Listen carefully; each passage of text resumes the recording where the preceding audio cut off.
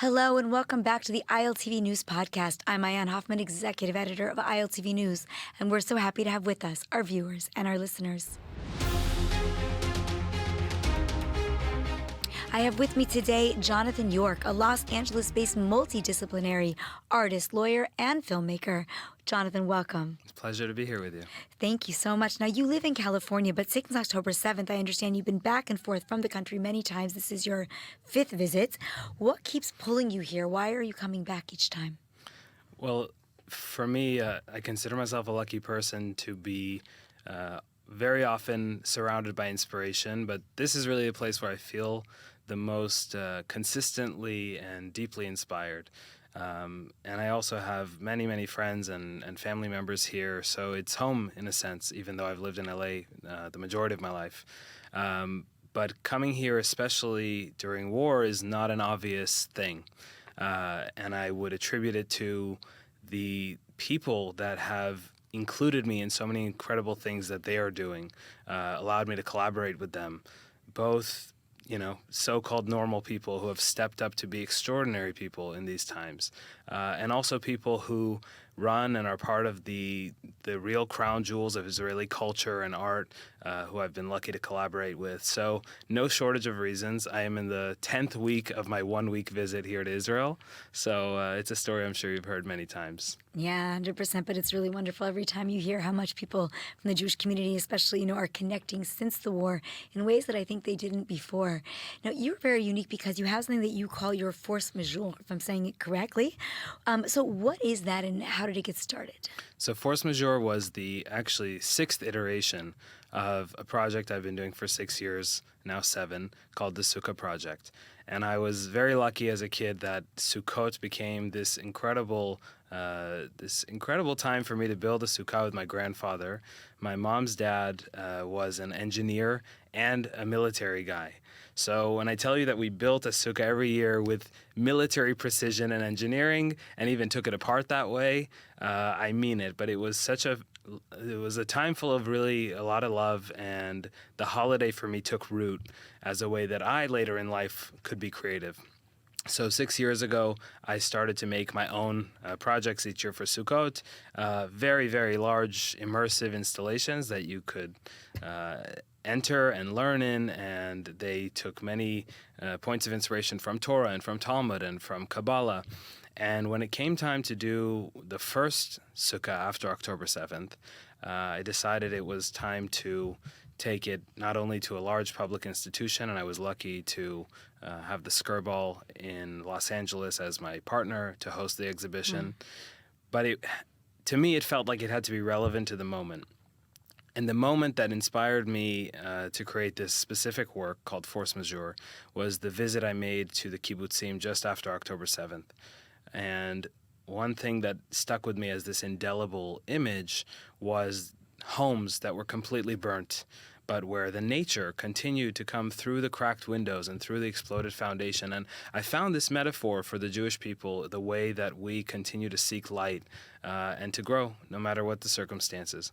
So to sum it up, I built a 6,000-pound sukkah out of burnt wood. Amazing. I included fragments of burnt homes from Kibbutz Be'eri, from Nirim and Kfar Aza. And I recorded a soundscape of natural sounds in Israel that people would experience as they walked through. They would experience the droplets from springs in Jerusalem and the bees from a farm in the Golan. And it was an extraordinary way for me to bring what happened close to people. I actually opened the exhibit the same night as Diane von Furstenberg, the legend of fashion, opened her exhibition next door. So because we had a preview night, she was the first visitor.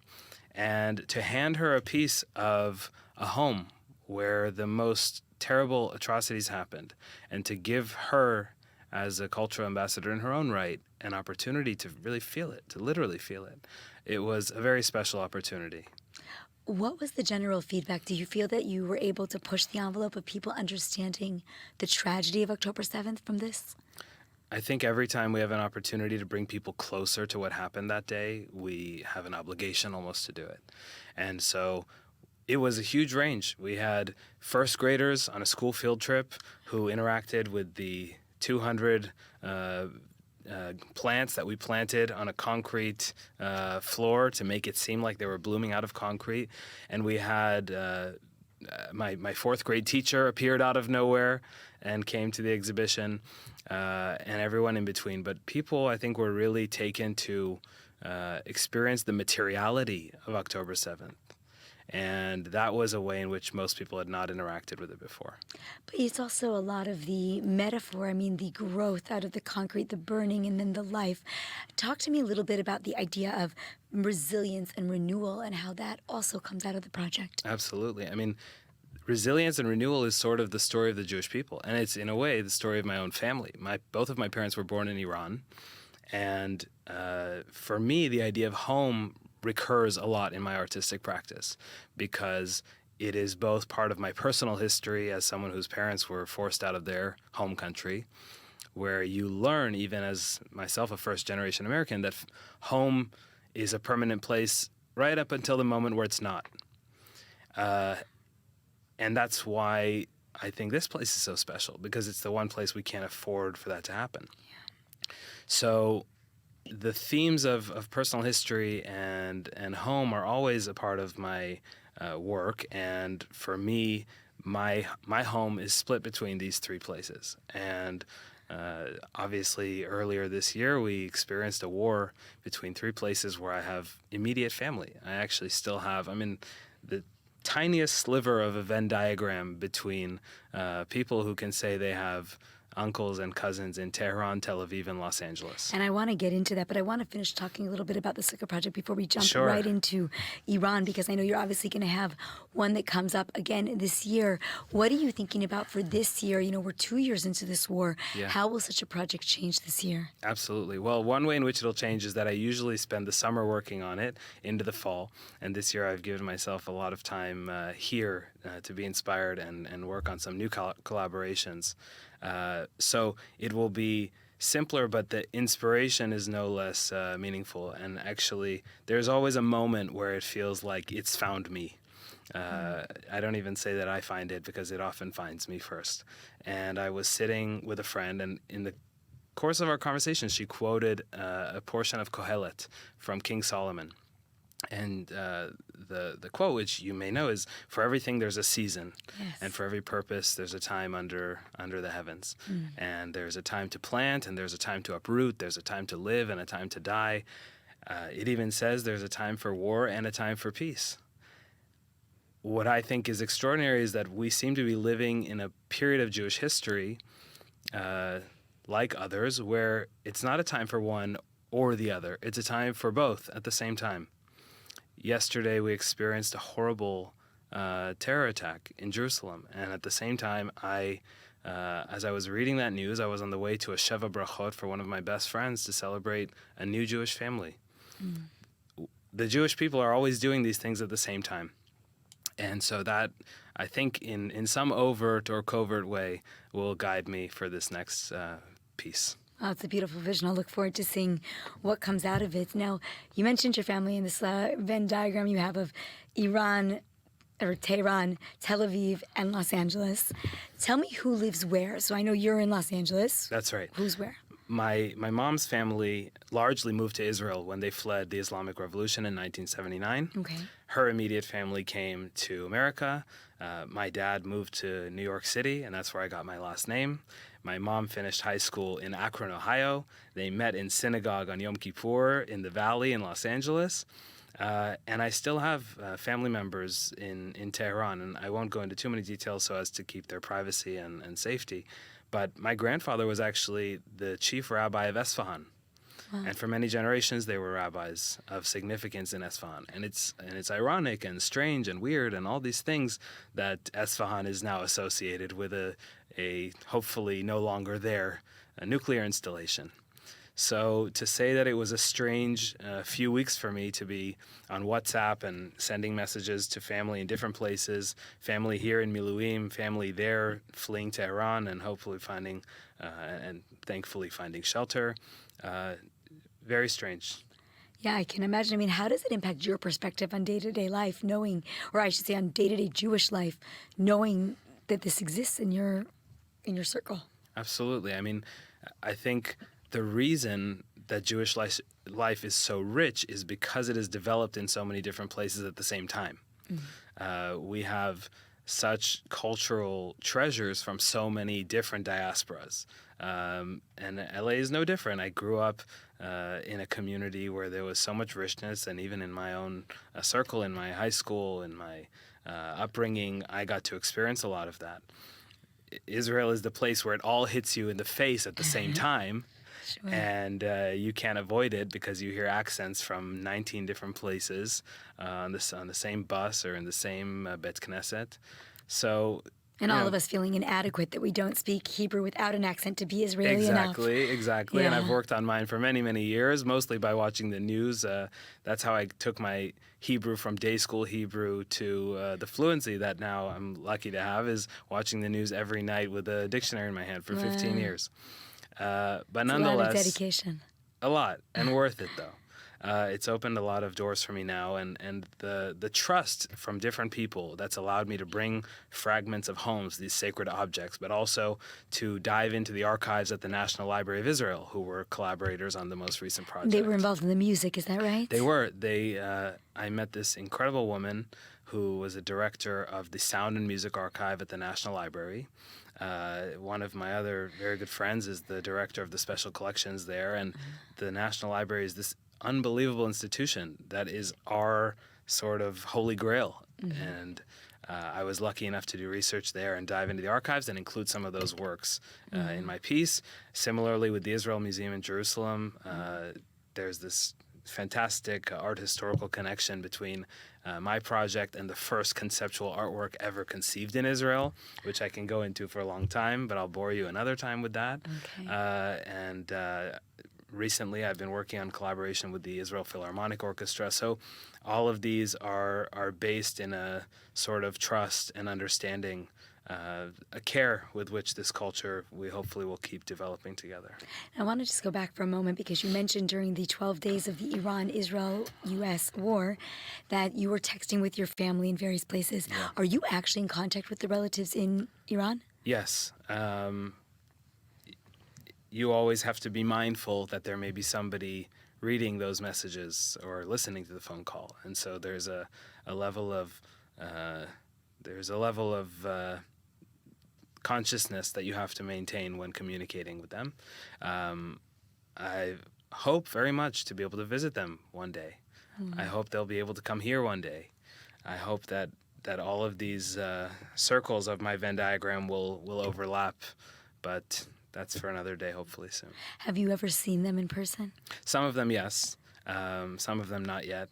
But they're all a part of the story. I mean, I hope to visit my grandfather's synagogue in Esfahan one day and see where my mom grew up in Tehran and has really wonderful memories up until things changed so abruptly, of course. Yeah, of course. No, I mean, thinking about the fact that they went through this journey, I mean, what happened obviously with the overthrow and the transition, but even, today where it's kind of amazing to have family there and to have this whole life that's grown up in America and in Israel, while the origins of your family is in a place that actually wants to destroy the very countries in which you live. Yeah. How do you reconcile that? I would say it's tricky, except that I grew up in it. And so I never actually noticed it until I was a little older. I would say when I went to college was the first time that it occurred to me that being an Iranian American Israeli Jew actually was pointed out, that there is this oxymoron component to it. But my life is in other ways also a contrast. I'm an artist and an attorney, and I have to live in this tug of war between my left and right brain every day, which I'm very fortunate to do. But my art exists at those moments of friction between these different identities. Wow, it's really wild. I mean, during the war, were you super worried because you have soldiers here and family there? Like both of them are in such danger? Yeah, and then toward the end, obviously, my own the country with which I have a passport got involved, and so all three were involved. Gosh, but yes, crazy. very strange to see missiles being lobbed from there to here, and in return, it's surreal. And there's so much surrealism to war in Israel. Even before the Iran war, there were, in the film that I produced at the end of 2023, much of it was these vignettes of surrealism of Israel in general, but certainly in a time of war. Yeah. And I never expected to find myself in some of the places I did. Give me examples. I've probably attended more funerals and shivas of soldiers than most American Jews, maybe more than some Israelis.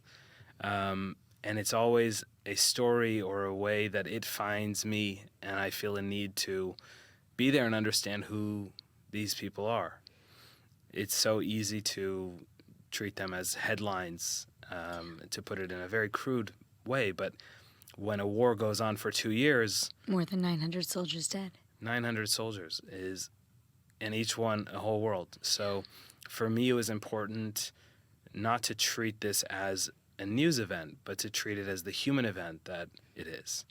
Is that what you've been spending most of the last 10 weeks doing, going and visiting people, places related to the war? That's what most of my first few visits to Israel during the war were about. This visit, to tell you the truth, I came to see family and friends, and I ended up finding my way into so many new sources of inspiration. Fortunately, very positive ones, and a lot of amazing collaborations coming up with different Israeli cultural institutions and individuals. But I hope that we'll get to a place soon where we don't have to make that choice. Is this a visit about grief, like my visit in December of 2023? Is it a visit that is colored mostly by anger? That's what I felt last May, for example. By the time I came back at the end of last summer to produce the work for the Skirball, it felt like there was just this, we were in an abyss of indecision. And so each, to come and go and not be here full time as you are, it allows you to sort of take the temperature and then come back in at another moment and actually notice how things are changing. Wow, this must be so surreal. I mean, yes, you're right, living here, you're kind of just living the day-to-day. And I think sometimes, you take a minute and you say, oh, that happens. Or I look back and I think, my God, it's been 2 years. It's almost since October 7th. Yeah. And I remember going down south, a couple days afterwards, like it's yesterday. Yeah. And somebody was just here telling me that they're also making a documentary. They'd been down in one of the kibbutzim, and I think it was near Oz maybe. And he was telling me that it was still so destroyed. And I said, well, I don't know. I was there a few months ago. It looks very different than it did, right afterwards. He's like, what are you talking about? It's like completely torn apart still. Mm-hmm. And I thought, well, it probably is. But, I remember it 3 days later, and it just all feels like a continuum. And, little things change, and it starts to become very normal. And I think you get used to what it looks like even. Yeah. So you forget that that's destruction. It's kind of crazy. It is strange. The first time I visited Be'eri, it was almost still smoldering. Wow. It really felt raw. Yeah. By the time I went back a second and third time, it felt they in particular are moving things along. Right, they're rebuilding. And they're extremely resilient and unbelievable people, and I don't need to tell you that. Most people at this point have heard at least a story or two about specific people. But, now I've seen my friends from Be'eri in Los Angeles and New York and here on the beach in Tel Aviv a couple of weeks ago.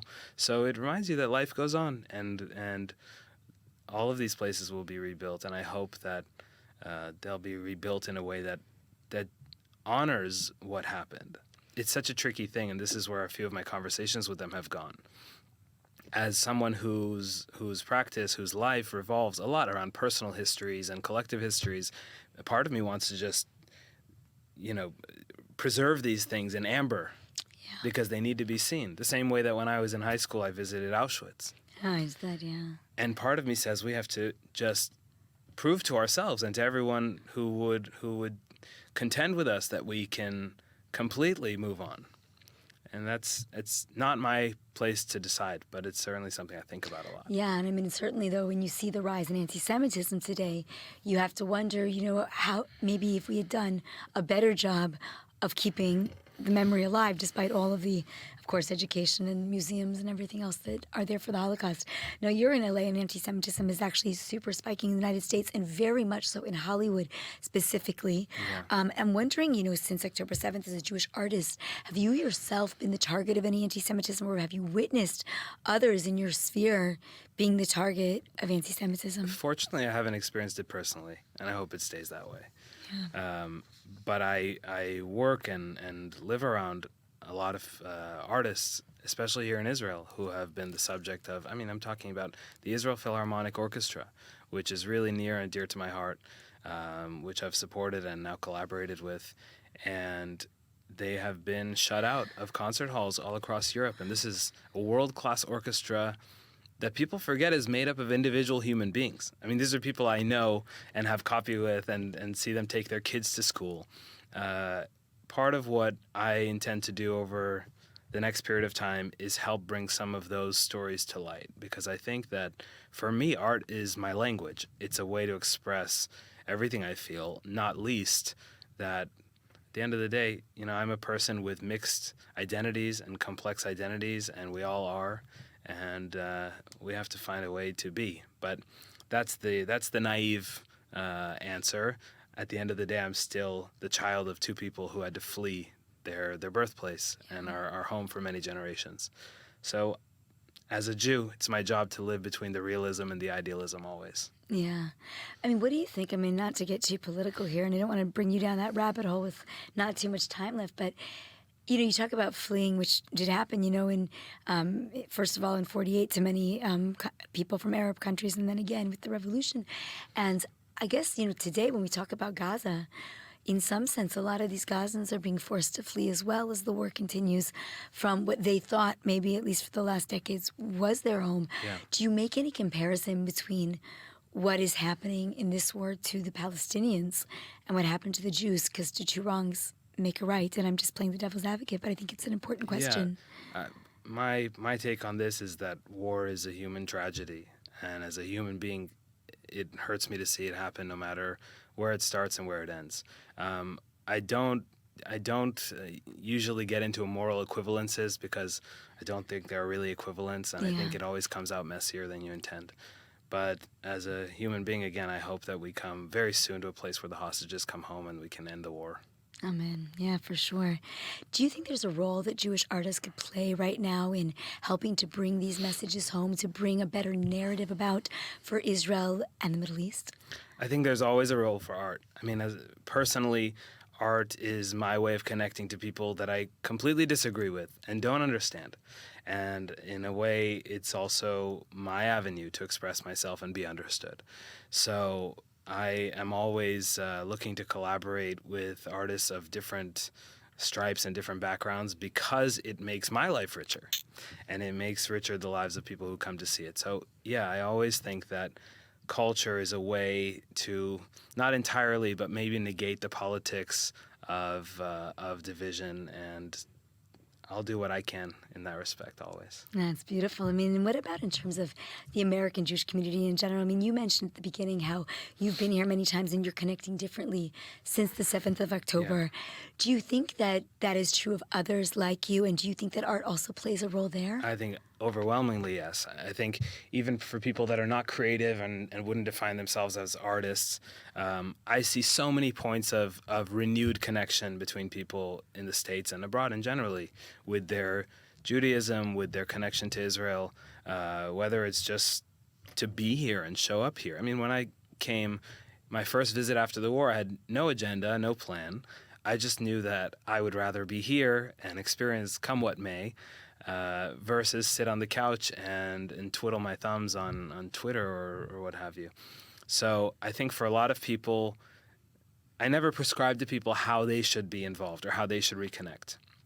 But to the extent that we are always on journeys of reconnecting and recalibrating our connection with so many parts of us, I think for me, it's made me happy to see people reconnect with parts of their identity that, it's hard to call anything that came from the 7th of October a silver lining. But I think one consistency in Jewish history is that the way we have been able to surmount the Romans, Babylonians, Egyptians, Nazis, et cetera, is we had a sense of unity that carried us through.